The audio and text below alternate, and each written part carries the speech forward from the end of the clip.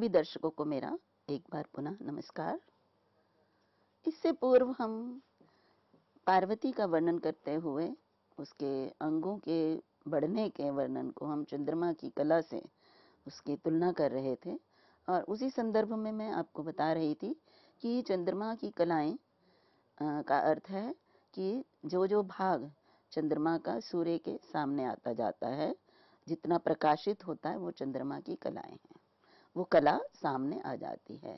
तो क्योंकि चंद्रमा पृथ्वी का चक्कर लगाता है और वो 30 दिन में एक परिक्रमा को पूरा करता है, लगभग 29 से कुछ अधिक।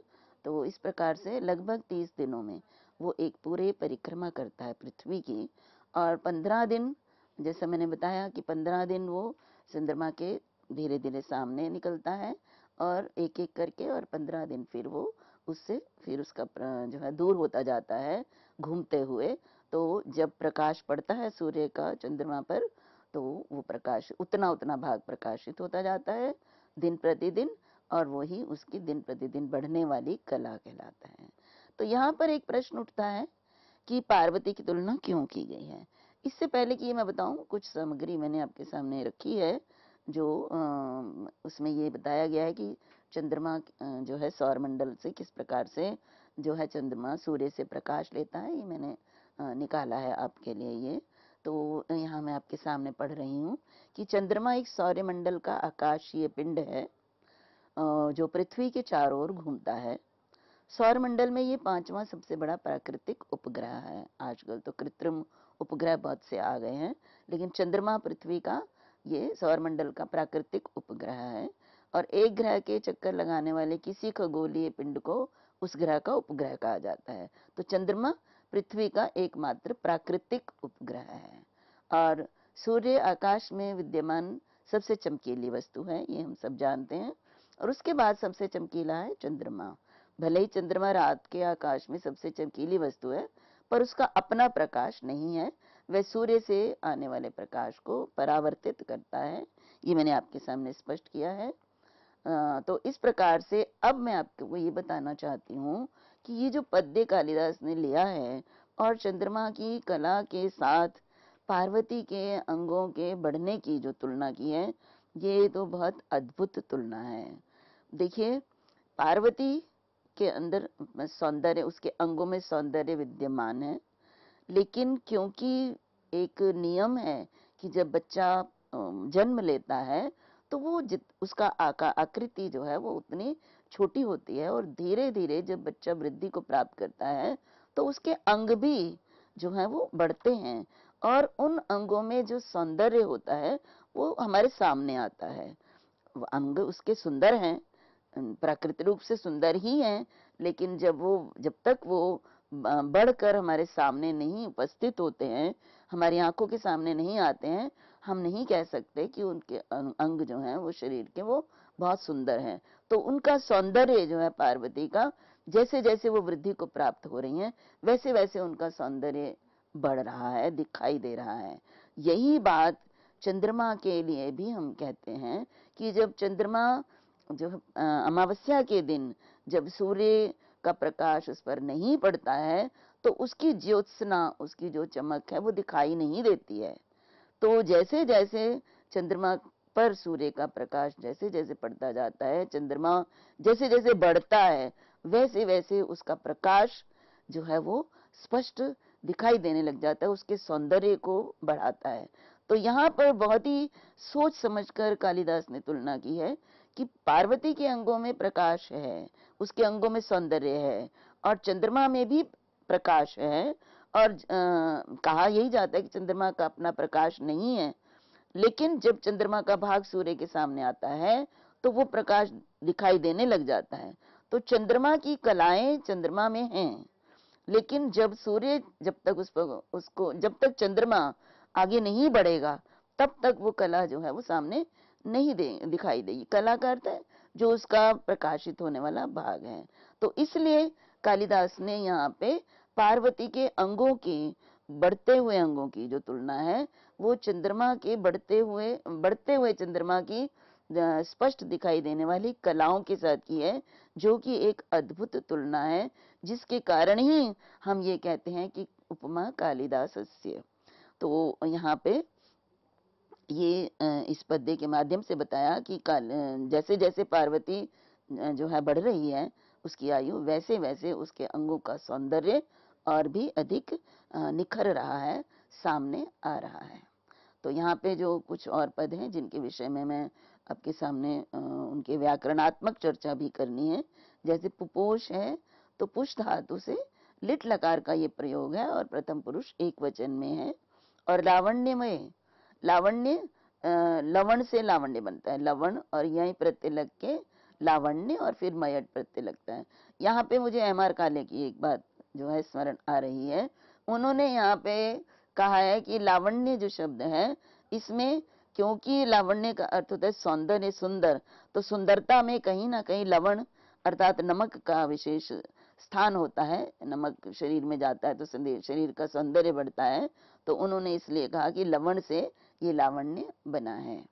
तो इस प्रकार से आगे है विशेषान ज्योत्सनांतराणीव, ये एक ही पद है। इसको जब हम इसका विच्छेद और विग्रह करेंगे तो विशेषान है और ज्योत्सना है। विशेषान जो है यहाँ पे न के स्थान पर य हो गया, स्तोष चुना शो सूत्र द्वारा न के स्थान पर य हो गया। तो विशेषान और ज्योत्सना और अंतराणी, ये दोनों में अगर हम संधि करेंगे तो दीर्घ हो जाएगा और उसके बाद इव है। अगला है कलांतराणी, कला प्लस अंतराणी, तो कलांतराणी बन जाता है। और इसका अर्थ होता है कलांतर मीन्स अन्य कलाएं जो चंद्रमा के अंदर विद्यमान हैं। तो इस प्रकार से यहाँ अब हम अलंकार की बात करेंगे तो उपमा अलंकार तो स्पष्ट दिखाई दे रहा है, लेकिन यहाँ पर हम देखें तो इयम वाक्योपमा इत्याह दंडे तल्लक्षणम तो यहाँ वाक्य उपमा है। वाक्य उपमा का अर्थ होता है कि इव का प्रयोग करके एक पूरे वाक्य की दूसरे वाक्य से तुलना हो। एक शब्द की शब्द के रूप में तुलना नहीं है, पूरे वाक्य की वाक्य के साथ तुलना की गई है। वो मैं अभी आपको स्पष्ट करती हूँ, परंतु मैं अभी इसका लक्षण आपके सामने आचार्य दंडी ने जो दिया है वो है वाक्यार्थेनैव वाक्यार्थ कोऽपि यद्युपमीयते एकानेकेव शब्दत्वात् सातु वाक्योपमा द्विधा। यहाँ देखिए वाक्योपमा जो है वो उस उपमा को कहते हैं जहाँ से एक वाक्य से दूसरे वाक्य की जो है तुलना की जाती है। जहाँ एक ही इव शब्द, एक बार इव शब्द का प्रयोग होता है वो एक प्रकार की होती है, और यदि अनेक बार इव शब्द का प्रयोग जहाँ किया जाता है वो दूसरे प्रकार की। तो दो प्रकार की वाक्योपमा इसीलिए इव शब्द के प्रयोग के कारण कही जाती है। अब मैं आपके सामने इस पद्य में वाक्य उपमा की बात यदि की जाए तो देखिए यहाँ पर पूरा का पूरा वाक्य जो है कि वो पार्वती दिन दिन बढ़ती हुई जो है चंद्रमा की दिन दिन बढ़ती हुई कला, जिसके अंदर कलाएं हैं, उस ज्योत्सना के समान लावण्य को प्राप्त हुई। तो ये पूरा वाक्य है कि चंद्रमा की जो कलाएं हैं वो भी दिन दिन वृद्धि को प्राप्त होती हैं या सौंदर्य को प्राप्त होती हैं, और इसी तरह से पार्वती भी जो है प्रतिदिन उत्पन्न होने के बाद प्रतिदिन वृद्धि को प्राप्त होती हैं। तो वाक्य की वाक्य के साथ तुलना है, इसलिए इसको हम वाक्योपमा अलंकार का उदाहरण ही कहेंगे, जैसा कि आचार्य दंडी ने इसमें परिभाषा में दिया है। अब आपके सामने अगला पद्य है, पद्य संख्या 26। अब देखिए जब जन्म लेता है कोई भी बालक जन्म लेता है तो उसका कोई ना कोई नाम रखा जाता है। तो पार्वती के भी यहाँ नाम के संबंध में ये पद्य है। तो यहाँ देखिए कहा ताम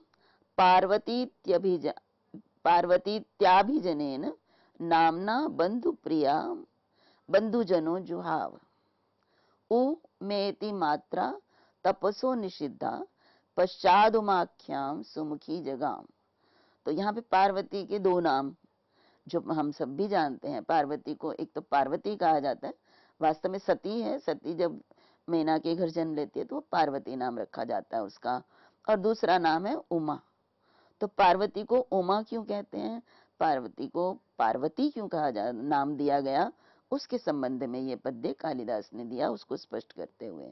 तो सबसे पहले मैं आपके सामने अनुवाद रखूंगी कि बंधु प्रियाम ताम, बंधुओं की प्रिय, बंधु जो उनके संबंधी होते हैं, जो रिश्तेदार होते हैं, बंधु, तो बंधुओं की प्रिय ताम, तामिस उस पार्वती को, पार्वती बंधुजनों, जो उसके बंधुजन थे, उसके जो संबंधी थे, उन्होंने पार्वती इति आभिजनेन नामना, पार्वती इस आभिजन, आभिजन अभिजन से आभिजन है, तो अभिजन मीन्स होता है अपना जो अपना जो वंश है, जहां से वो अभिजन है जिस जहां से उसकी उत्पत्ति हुई है, तो अपने अभिजन अर्थात अपने उत्पत्ति करने वाले के नाम से के कारण पार्वती इस नाम से जुहाव बुलाने लगे। तो देखिए यहाँ पे भी ध्यान देना है कि अभिजन जो उसको कुल से प्राप्त नाम है, उसके आधार पर पार्वती नाम रखा गया, ये बताना चाहते हैं। और इसके लिए जो शब्द भी दिए हैं बहुत सुंदर, बंधु प्रियाम और बंधुजनों। देखिए कोई भी जब किसी का नाम रखा जाता है तो अगर तो बंधु लोग, हमारे संबंधी उस बालक से बहुत अधिक प्रीति रखते हैं, तो हर व्यक्ति चाहता है कि जो नाम मैं बताऊं उस नाम से ही इसको बुलाया जाए। तो यहाँ पर क्योंकि पार्वती को सभी बंधु, सभी संबंधी बहुत प्रेम करते थे, इसलिए बंधुजनों ने जो उसका नाम रखा वो रखा पार्वती। और पार्वती क्यों रखा? क्योंकि वंश के आधार पर रखा। पार्वती किससे उत्पन्न हुई है? पर्वत से, और पर्वत से ही पार्वती बनता है। तो पर्वत से संबंधित पार्वत, और फिर स्त्रीलिंग हो गया तो पार्वती। तो पर्वत से उत्पन्न होने के कारण हिमालय की पुत्री है पार्वती, और हिमालय ने उसको उत्पन्न किया है, इसलिए उस वंश से जो प्राप्त था, जो उसकी उत्पत्ति का कारण बना, उन्हीं के आधार पर उसका नाम पार्वती रखा गया। तो यहाँ पे एक तो ये बताया और दूसरा ये बताया कि पार्वती बंधुजनों को बहुत प्रिय थी, और इसलिए सभी चाहते थे कि पार्वती के नामकरण में उनका कोई ना कोई उनका भाग हो, हिस्सा हो। तो संबंधी वही नाम उन्होंने रखा जो पार्वती के जन्म से संबंधित था। तो पर्वत की पुत्री होने के कारण उसका एक नाम तो पार्वती हुआ। अब दूसरा नाम उसका उमा है। तो उमा नाम कैसे रखा गया फिर? तो पार्वती को उमा कहने के लिए ये पंक्ति है, ये पद्यांश है जिसके द्वारा हम जानते हैं उ मा इति। देखिए उमा में कौन दो शब्द हैं, एक है उ और एक माँ। तो उ मा इति मात्रा तपसो निषिद्धा, पश्चात उमाख्याम सुमुखी जगाम। ओ मतलब ये संबोधन के लिए हम कहेंगे, ओ मीन्स हे पुत्री, माँ, माँ अर्थात मना करने के लिए, माँ मीन्स मत करो। तो क्या? तप मत करो। ओ हे पुत्री, तपस्या ना करो।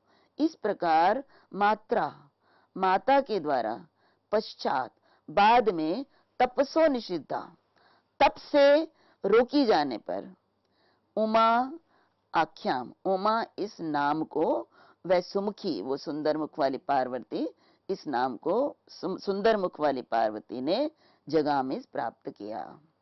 अब देखिए पार्वती का उमा नाम क्यों रखा गया? जब पार्वती नाम दे दिया तो बाद में इसको एक और नाम दिया, और वो किसने दिया, क्यों, कारण क्या है दिया? तो मैंने आपको पूर्व में भी इसके जो है कथा के बारे में बताया था कि पार्वती ने जन्म क्यों लिया है, क्योंकि तारक नामक असुर का वध करना है, और पार्वती और शिव से जो उत्पन्न संतान होगी कार्तिकेय, वही उसका वध करने में समर्थ होगा। तो इसलिए पार्वती ने जन्म लिया पर्वतराज हिमालय के घर में। और जब पार्वती ने जन्म लिया और पार्वती जब बड़ी हुई तो शिव जी हिमालय पर्वत पर तपस्या कर रहे थे। तो अब जब तक शिव जी की तपस्या को रोका नहीं जाता, सब तपस्या से हटाया नहीं जाता, तब तक उनके विवाह की बात नहीं हो सकती थी। इसलिए पार्वती ने प्रयास किया अपने रूप सौंदर्य से शिव जी को उनकी तपस्या से हटाने के लिए, उनको प्रसन्न करने के लिए, परंतु इसका परिणाम ये हुआ कि तपस्या नहीं, पार्वती ने अपने रूप सौंदर्य से उनकी तपस्या को भंग करना चाहा, लेकिन परिणाम स्वरूप शिव जी बहुत ही क्रोधित हो गए और उन्होंने तृतीय नेत्र खोला और कामदेव को भस्म कर दिया। हम सब जानते हैं कामदेव ही जो है प्रेम का देवता माना जाता है। तो कामदेव के कारण ही पार्वती अपने रूप सौंदर्य से प्रसन्न करना चाहती थी, तो उन्होंने कामदेव को ही अपने तृतीय नेत्र से भस्म कर दिया। और जैसे ही वो भस्म हुए तो उसको देखकर पार्वती बहुत ही व्यथित हो गई और पार्वती को लगा कि ये जो सामने दिखाई देने वाला मनुष्य का रूप सौंदर्य है वो किसी काम का नहीं है। इसलिए ये सोचकर अपने रूप की निंदा करते हुए उसने तपस्या करना आरंभ कर दिया। और उसने इतनी कठोर तपस्या करी कि धूप, गर्मी, सर्दी, वर्षा उस सब में उसने घोर तपस्या की और उसकी तपस्या से ही प्रसन्न होकर बाद में शिव जी ने उनके साथ विवाह किया। तो जब वो तपस्या करने का निर्णय लेती है तो प्रत्येक माँ यही चाहती है कि उसकी संतान को किसी प्रकार का कष्ट ना हो, ऐसा काम वो ना करे। तो पार्वती की माता ने पार्वती को बहुत समझाया कि पार्वती तुम तपस्या मत करो। तो क्योंकि पार्वती को उसकी माता ने बाद में, पहले जब वो तपस्या करने के लिए उद्यत हुई तो उसकी माता ने उसको तपस्या करने से रोका, इसलिए उसका नाम उमा भी हो गया। उमा का मैंने अर्थ भी बताया कि माता ने कहा हे पुत्री तप मत करो, तो इसलिए उ माँ और ये उमा नाम उसको प्राप्त हुआ। तो इस प्रकार से यहाँ पार्वती के दोनों नाम और उन दोनों नामों के कारण के विषय में कालिदास ने इस पद्य के माध्यम से बताया है। तो शिव पुराण में भी इसी प्रकार से यही वर्णन आया है। देखिए पार्वती जो कालिदास हैं वो कोई भी बात कल्पना से नहीं करते हैं, उनके प्रमाण सहित वो हमारे सामने रखते हैं। तो हमें प्राप्त होता है शिव पुराण में और अन्य पुराणों में भी कि पार्वती का नाम पार्वती और उमा दोनों थे। तो ये पद्य आपके सामने शिव पुराण से पार्वती इत्यभिजनाच्च नाम तो जुहाव तद बंधु जन स्वभावतः, यही वर्णन जो कालिदास ने किया कि स्वाभाविक रूप से उसके बंधुजनों ने उसका पार्वती, क्योंकि पर्वत से उत्पन्न थी इसलिए नाम रखा। उसके बाद उसका दूसरा नाम मात्रा निषिद्धा तपसो यदा तु सा ययावमाख्याम भव भक्ति भाविनी। तो ये भी वही बात है कि जब माता द्वारा तप से रोकी गई तो फिर उसने उमा नाम को प्राप्त किया। तो ये शिव पुराण का उदाहरण आपके सामने है। अब मैं आपके सामने इन पदों के जो हैं विश्लेषण करूंगी, इनका व्याकरण और समास इत्यादि की दृष्टि से। तो पार्वतीत्याभिजनेन, तो जब हम इसको विच्छेद करते हैं तो इसमें कौन कौन से पद है, पार्वती और इति और आभिजनेन, ये यहाँ पे इनको हमने अलग किया।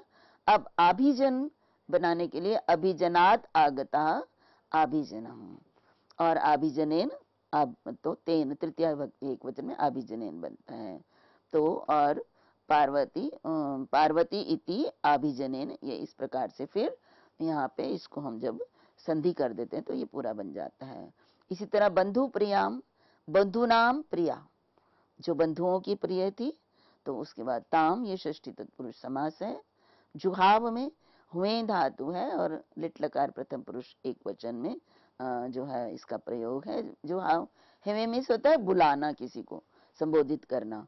तो और उसके बाद पश्चात उमाख्याम, बाद में उमा नाम को, तो यहाँ पे पश्चात फिर उमा आख्या, उमा आख्या यस्या, उमा जिसका नाम है वो, और फिर ताम उमाख्याम। अब आगे जो है उमा इति, उमेति शब्द है ना, तो उसको हम जब करते हैं तो उसमें मैंने बताया आपको उ, माँ और इति, ये तीन शब्द जो हैं इसके अंदर हैं।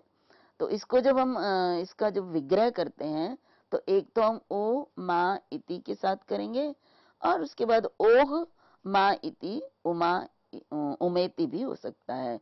ओह माँ, तो ये षष्ठी तत्पुरुष में है और उसके बाद इति, और फिर दूसरा माति इति, तो उमा उ मा क प्रत्यय है, आतो अनुपसर्गे का से और टाप प्रत्यय है। लेकिन अब मैं आपको ये बताऊंगी कि ये इस प्रकार से विग्रह करने का क्या प्रयोजन है।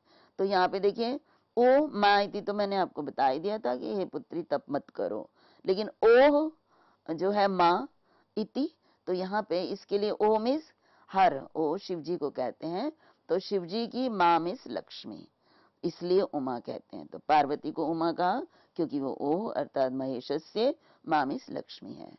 अब ओम माते इति, ये भी इससे भी उमा बनेगा, तो उ शिव को कहते हैं, तो शिवम माती अर्थात पतित्वेन मन्यते इति, शिव को पति के रूप में मानती है, इसलिए उसको उमा कहते हैं। और फिर उमा गच्छ वनम घोरम सर्व विघ्नास्पदम सदा तपसो वारयामास उमा इत्यब्रवीत च सा, ये पहले भी मैंने बताया।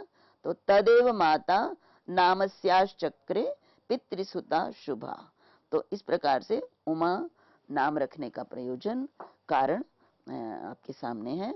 और ओ से ओ माँ और क प्रत्यय टाप प्रत्यय करने के बाद ये निष्पन्न होता है। अगला जो पद है मात्रा, मातृ शब्द तृतीया एक वचन में है और निषिद्धा नी और पूर्वक सिद्ध धातु है, सिद्ध स हो जाता है, त प्रत्यय टाप प्रत्यय है।